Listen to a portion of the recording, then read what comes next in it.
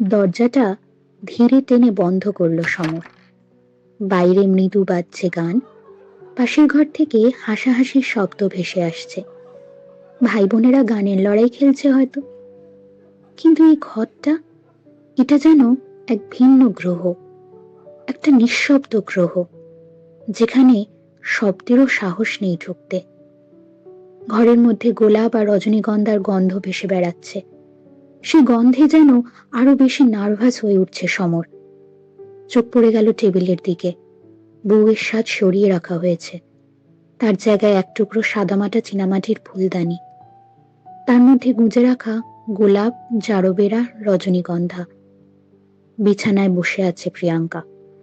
লাল বেনারসিতে মোড়া শরীর, পায়ে আলতা, হাতে কাঁচের চুড়ি আর মেহেন্দির পাতায় লুকিয়ে থাকা সমর নামটা।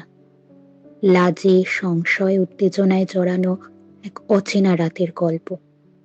সমর ধীরে এগিয়ে গেল, টেবিল থেকে জলের বোতল তুলে এক ঢোক খেল। নিস্তব্ধতায় সেই ঢোক গেলার শব্দটাই যেন একটা এক্সপ্লোশনের মতো কানে বাজল। সে হাতে তুলে নিল একটা উল্টো করে রাখা গ্লাস, তাতে অল্প জল ঢেলে বলল, আপনি খাবেন? প্রিয়াঙ্কা হালকা গলায় বলল, না, ঠিক আছে। সমর পাশের চেয়ারে বসল না, দাঁড়িয়ে থেকেই বলল, আজকের দিনটা খুব হেক্টিক ছিল, তাই না? প্রিয়াঙ্কা জানলার দিকে চোখ রেখে বলল, হ্যাঁ, খুব। আপনি যদি ঘুমোতে চান ঘুমিয়ে পড়ুন, আমি বাইরে আছি, আপনি চেঞ্জ করে নিন। এই বলে সমর পকেটে হাত দিল। তার আঙুল খুঁজে পেল সেই পুরনো সিগারেটের প্যাকেটটা। বন্ধুরা ঠাট্টা করে ফুলশয্যার দিন সকালে ওর পকেটে গুঁজে দিয়েছিল। আজ তোকে ছক্কা মারতেই হবে রে ভাই। অর্ক সেই হাসির কথা মনে পড়ে গেল। সমর প্যাকেটটা হাতে নিয়ে একটু ইতস্তত করেই বেরিয়ে গেল ঘর থেকে। এদিকে প্রিয়াঙ্কার মনে চলছে ঢেউ। আজ তার জীবনের এক বিশেষ রাত। 3 বছর আগে ঠিক এমনই একটা রাত এসেছিল। সে রাতটা ছিল দীপ্তর সঙ্গে প্রথম রাত। তারপর শুরু হয়েছিল একের পর এক বিষাক্ত অধ্যায়। দীপ্ত রাতের পর রাত যন্ত্রণা দিত, মানসিক, শারীরিক। তার হাত, পায়ে, শরীরে, মনে ছড়িয়ে পড়েছিল দাগ, কালশিটের মতো, কষ্টের মতো। সেই স্মৃতিগুলো আবারও আর চোখের কোণা ভিজিয়ে দেয়। সে উঠে গেল বাথরুমে। বাবার দেওয়া কানের দুল খুলে রাখলো টেবিলে, মালাটাও খুলে রাখলো খুব যত্নে। চোখের জল পেছনে ফেলতে চাইলেও পারল না। মনে হচ্ছিল যদি সমরও একদিন সেই রকম করে।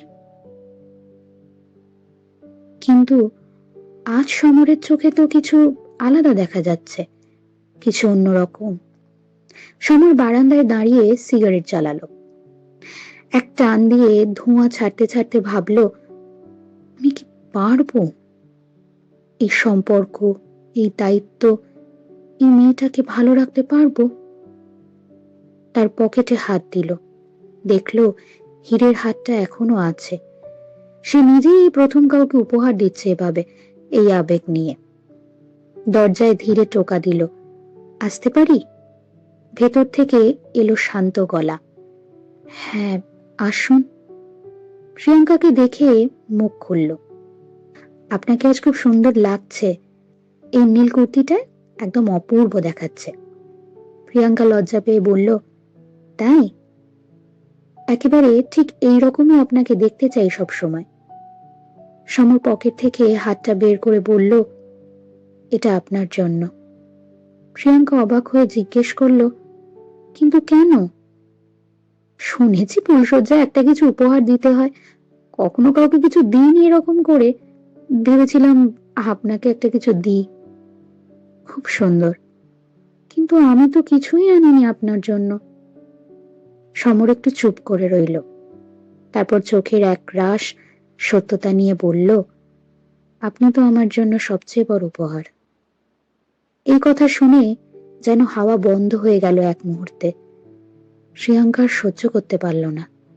এই কথা, এই সহজ অথচ গভীর ভালোবাসার প্রকাশ, সব ভেতরটা এক নিমেষে গলিয়ে দিল। সে হঠাৎ করেই সমরকে জড়িয়ে ধরল। চোখের জল গড়িয়ে নামছে। বুকের মধ্যে এতদিনের জমে থাকা ব্যথা, অপমান, শঙ্কা সব এক মুহূর্তে যেন মিলিয়ে যাচ্ছে।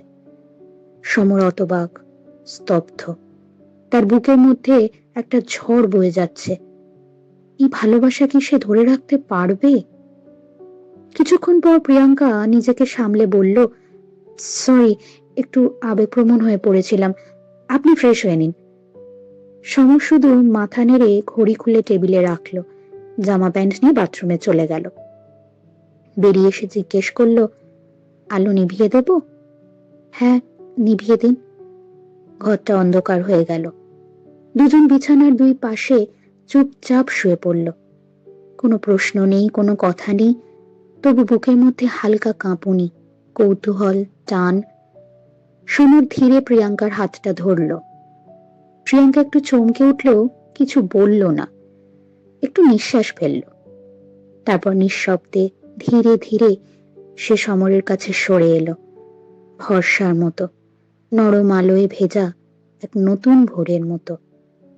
বাইরে অন্ধকার ছিল, ভিতরে জন্ম নিচ্ছিল এক নীরব আশ্রয়।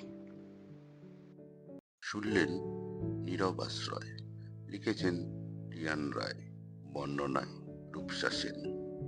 আমাদের চ্যানেল সাবস্ক্রাইব করুন। নিয়মিত নতুন গল্প, আবেগ আর মজায় ভরা উপহার নিয়ে হাজির হচ্ছি আমরা। গল্পটি ভালো লাগলে লাইক দিন, শেয়ার করুন। নিজের গল্প পাঠাতে চান, নিচে কমেন্ট করুন। অপেক্ষায় আছি আপনার কল্পনার জগতের জন্য।